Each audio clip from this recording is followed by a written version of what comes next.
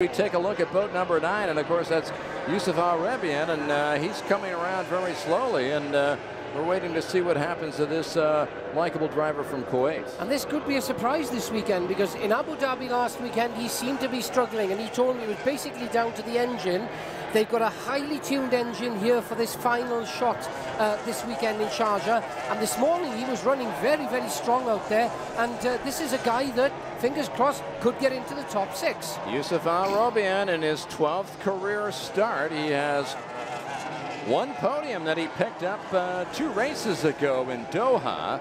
Didn't get a chance to get on the podium, Jonathan, because at the time there was a protest going on, and Philippe Shep was standing in that 3rd place in the ceremony, and it took hours to finally work on some kind of decision. And with that, by that time, Yusuf Rubayan had not only canceled 1 flight to go back to Kuwait, but he canceled 2, and he finally got on the plane without his trophy. They eventually said, "Here's your trophy." Yeah, he had no idea that he was going to finish. He'd have been hanging around if he knew he could have got on that podium, that's for sure. But again, Steve, has he left it a little bit late? We've got all this traffic out there now. We've got 12 boats on the circuit.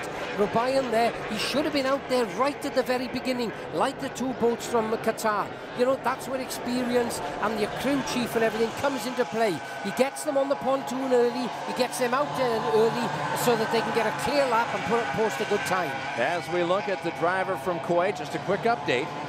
Sami Celio got within 2/100ths of a second of Torrente, and then Torrente just went faster. He did a 47.61, so Torrente right now in the #1 spot as we take a look at Yusuf Rubayan, the driver who's making his 13th start, as we mentioned. 1 podium, 3 top 5s.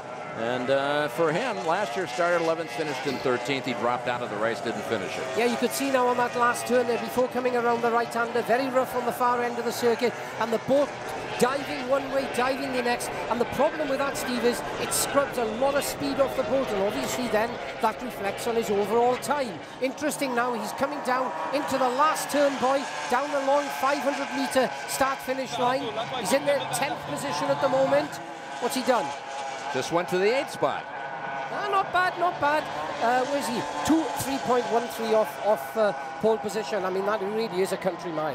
Yeah, right now, though. But the big thing is he's got to find the formula to success to move up 2 more positions as we watch this young driver who finished 10th in the championship a year ago with just 11 total points. He's really improved how he drives. He's 6th in this championship. He's got 26 points, Jonathan, and could finish in the top 5 in this championship. That's quite a jump from being 10th last year.